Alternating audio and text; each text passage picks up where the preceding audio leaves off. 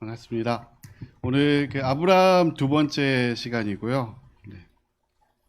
네. 다음 페이지 보시면 점점 남방으로라는 제목으로 말씀을 전하겠습니다.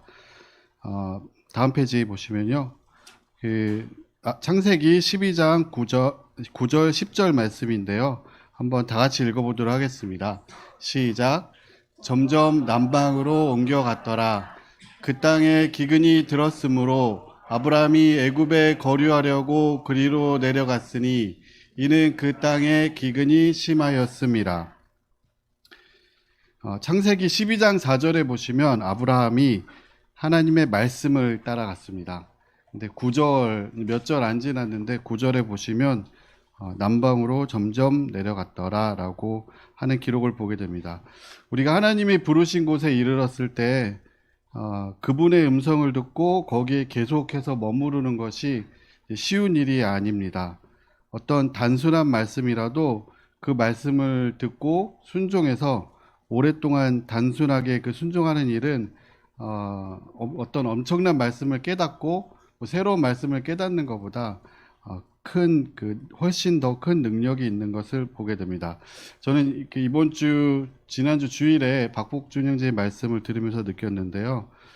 형제님이 깨달았던 말씀이 어마어마하게 어려운 말씀이거나 또 새로운 말씀이 아니라 하나님이 주셨던 말씀을 단순하게 순종하는, 오랫동안 그 일을 지속하는 데 있어서 하나님의 능력이 일어난다라는 것을 이렇게 보게 됩니다. 근데 아브라함도요, 이렇게 살다 보면 점점 남방으로 내려가는 것을 보게 됩니다. 우리 다음 페이지 보시면 아브라함이 이동해서 도착한 곳이 나오는데요. 이 지도에 보시면 이쪽 근방입니다. 저기 보면 베델과 아이 사이 이렇게 보이는데 베델과 아이 사이에 가나안 땅에 도착을 했었습니다. 아브라함이 도착을 해서 봤더니 이미 사람들이 또 살고 있었고, 그 다음에 베델과 아이 사이 지도에서 보시면 노랗게 이렇게 표시된 지역은 나무가 별로 없다라는 뜻이에요. 그냥 구글 지도로 이렇게 캡처를 해도 이렇게 나오는데, 우리나라 지도만 보시면 산이다 이러면 어떤 색깔입니까? 네, 초록색인데 이 동네에서 산이다 이러면 노란색입니다. 그래서 나무가 별로 없고 먹고 살기 쉽지 않은 그런 지역이고요. 지구상 이렇게 우리나라 지도를 보면은 정말 푸르러요. 그래서 유럽이나 이런 중동에나 있는 사람들이 한국에 와서는 너무 이렇게 환경이 좋다라고 얘기하는데, 저희는 맨날 사니까 잘 모르겠죠. 그런데 베델과 아이사에 정착을 했고, 서쪽을 보시면 이렇게 조금 푸르른 지역이 있는데 거기는 블레셋이 살고 있습니다. 팔레스타인. 그 좋은 데는 사람들이 다 살고 있어요. 이방인들이 가서 살만한 데는 살기 힘든 달동네 같은, 또 사람들이 살지 않는 곳이겠죠. 여기 살다 보니까 점점 조금씩 밑으로 이렇게 내려가게 됩니다. 왜 내려갔냐면 기근도 닥치고 먹고 살기 힘드니까 점점 남방으로 내려갔다라고 하는데, 저는 이제 그 말에 100% 동감을 하게 됩니다. 우리가 신앙생활을 하다 보면은요, 조금씩 타협하고 세상으로 가는 것을 보게 돼요. 무슨 만유인력의 법칙에 끌려가듯이 어느새 이렇게 게을러져 있고 또 세상으로 가 있고, 저는 이렇게 잠깐 눈을 감았다 뜨니까요, 교회를 안 나오고 있더라고요.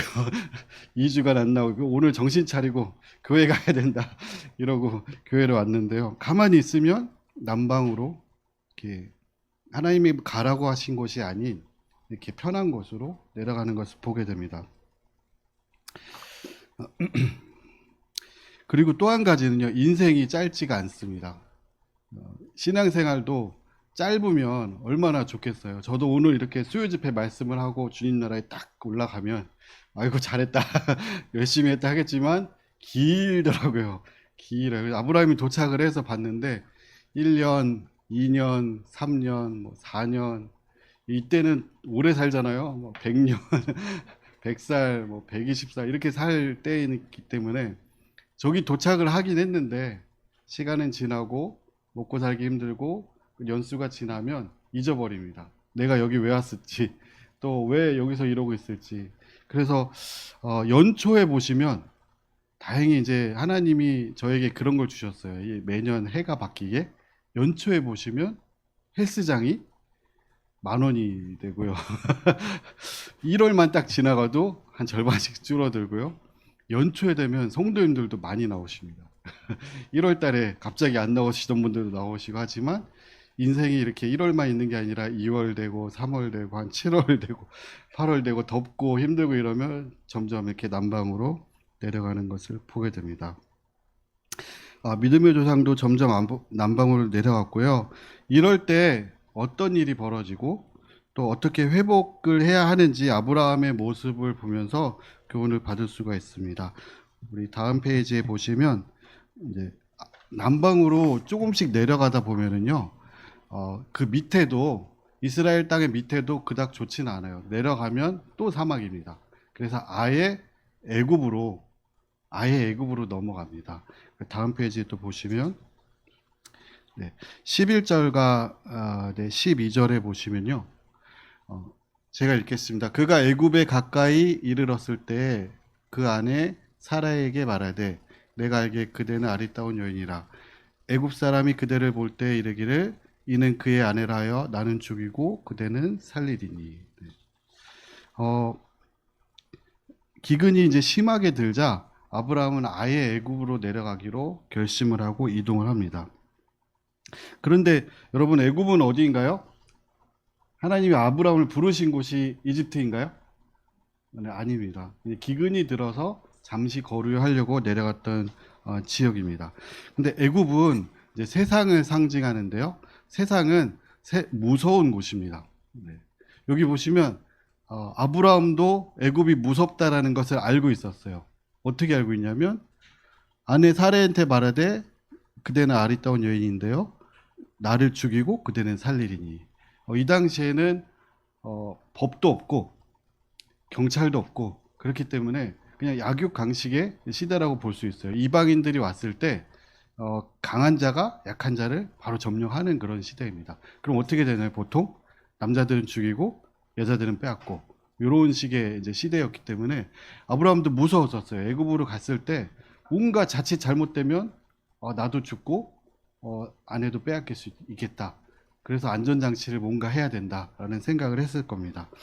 하나님이 성도님들에게 또 저에게 세상으로 가지 말라고 자꾸 막 수요일날 교회 나와라, 금요일날 교회 나와라, 뭐 주일날 교회 나와라, 신앙생활 열심히 해라 하는 이유가 있어요.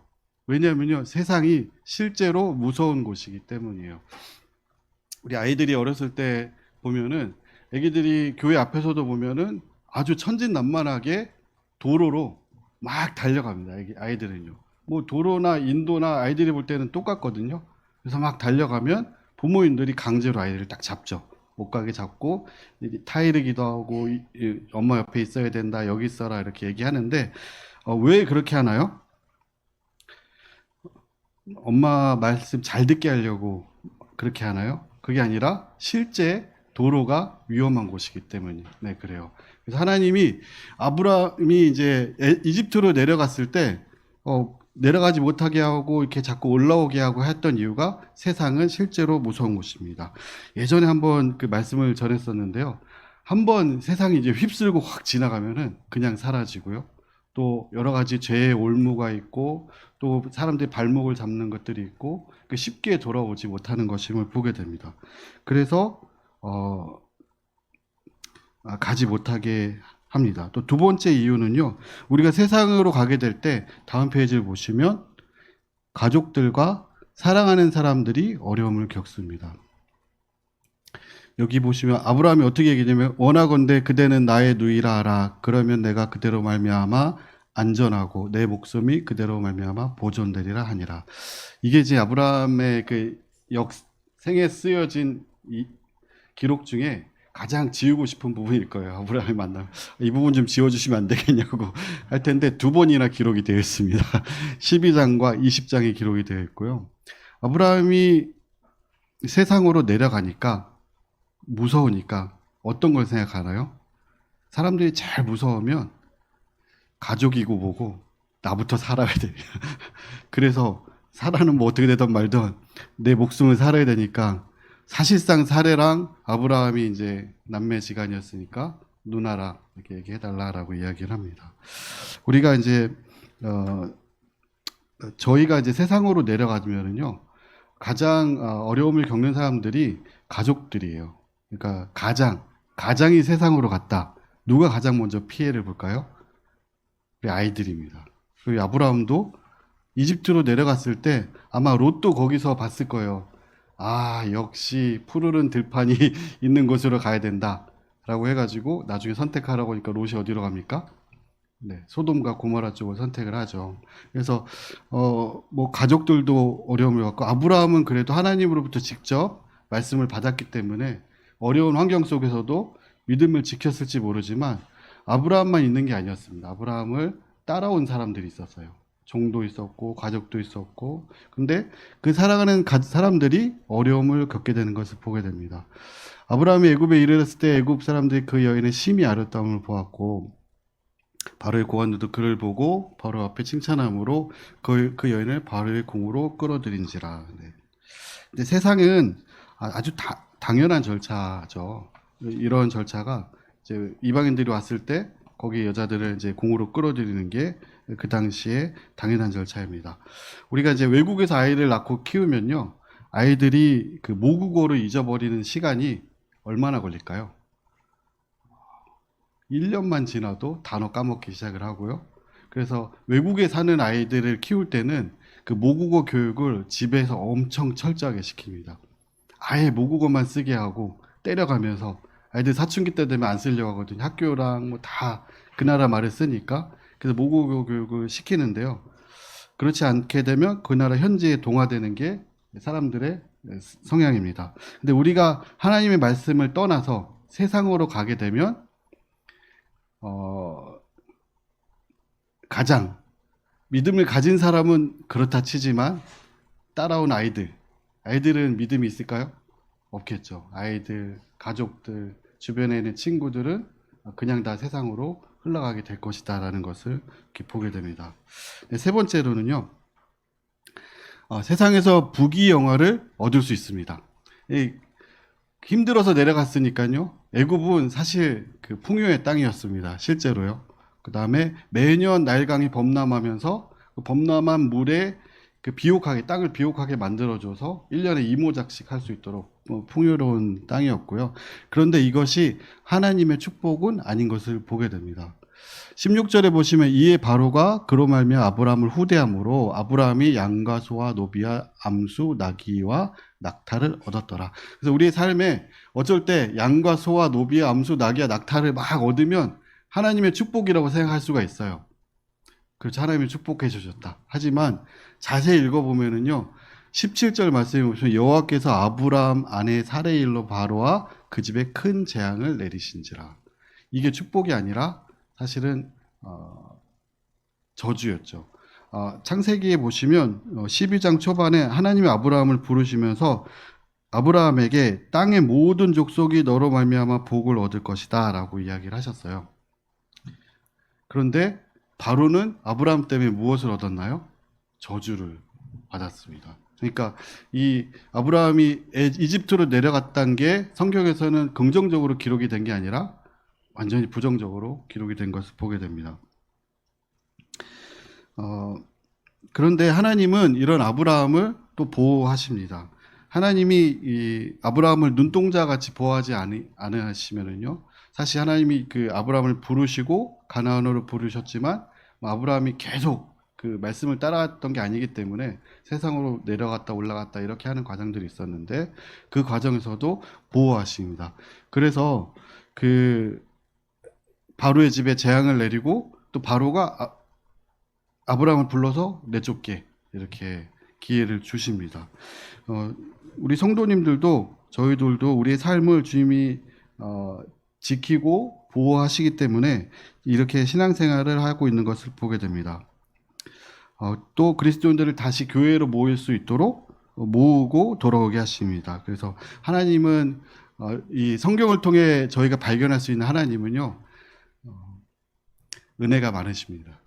참을성이 많으시고 많이 봐주시는 하나님을 보게 돼요. 아브라함이 잘못했는데 바로에게 저주를 내리고 아브라함이 다시 돌아올 수 있게 하는 것을 보게 됩니다. 네, 다음 페이지 보시면 그러면 어떻게 돌아갈 수 있는지 한번 성경을 통해 보게 됩니다. 우리가 세상으로 가고 실패했을 때가 있어요. 네, 우리 삶을 어느덧 돌아봤더니 여기가 이집트더라. 이집트고 아이들도 다 이상한 데로 가고 있고 내 삶이 엉망진창일 때가 있습니다. 그리고 심지어 세상 사람들이 나를 비난하고 있을 때도 있습니다. 그럼 어떻게 돌아가야 될까요? 다음 페이지를 보시면요. 13장 1절에서 4절에 보시면 아브라함이 애굽에서 그와 그의 아내와 모든 소유와 롯과 함께 네겝으로 올라가니 아브라함에게 가축과 은과 금이 풍부하였더라.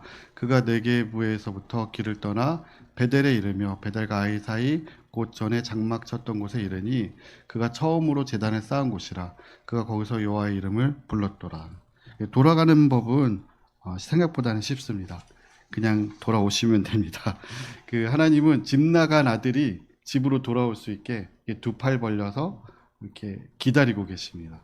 근데 뭔가 이렇게 다 청산을 하고 정리하고 돌아가야 될 것 같지만 아브라함은 있는 그대로 가축과 은과 금이 풍부한 채로 그냥 돌아왔습니다.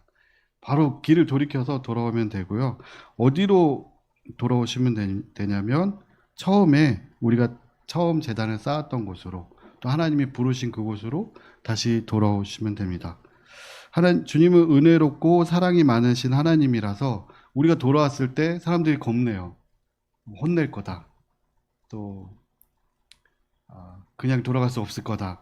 뭔가를 해야 될 거다. 하지만 그 대부분의 성경에 기록된 내용들을 보면 사실상 뭔가를 하고 돌아올 수 있는 길은 없어요. 그냥 돌아오시면 하나님이 받아주십니다. 아브라함은요, 20장, 창세기 20장에 보시면 다시 그랄이라는 땅으로 내려갑니다. 이 지도에 보시면 그랄도 아주 좋은 땅입니다. 아주 그 이스라엘의 팔레스타인 지역, 그랄 왕에게로 내려가서 거기서 또 한 번 사례를 누이라고 속여요. 네. 사례이 얼마나 이뻤는지 제가 궁금하긴 합니다.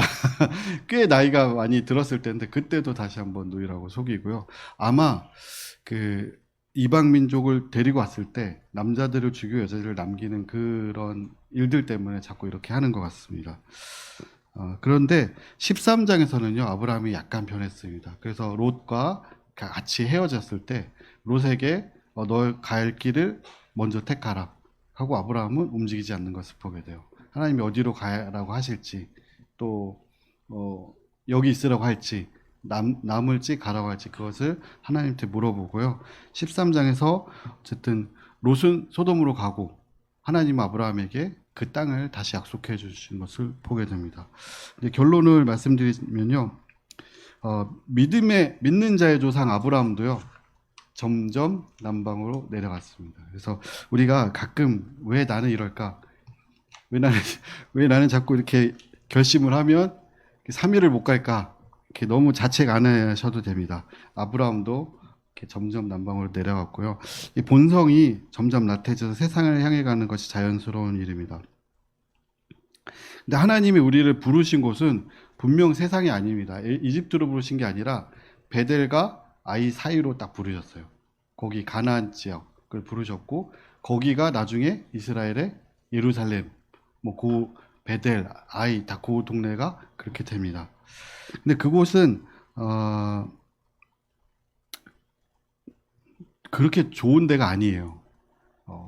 완전히 이렇게 막 풍부한 그 지역이 아니라 하나님이 비를 내려 주셔야만 먹고 살 수 있는 지역입니다. 비를 내리고 이른 비와 늦은 비를 내리셔야만 먹고 살 수 있는 지역이고요. 이집트 정도 돼야 몇 년치씩 쌓아놓고 먹을 수 있고요. 그 다음에 제가 동남아 갔더니 먹고 살만하겠더라고요. 난방장치 없어도 조금만 덮으면 될 것 같고 먹을 거 주변에 많고 그런데 사실 어디가 축복받은 곳인지 이렇게 지구로 놓고 보면은요 먹고 살기 힘든 곳이 축복을 받았습니다.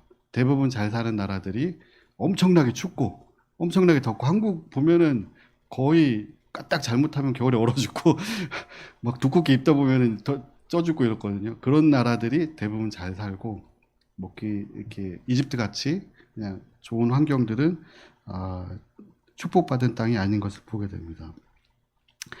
하나님 우리를 조금 어려운 땅으로 부르셨고요. 그곳에서 하나님을 의지하고 살 수 있게 하셨습니다.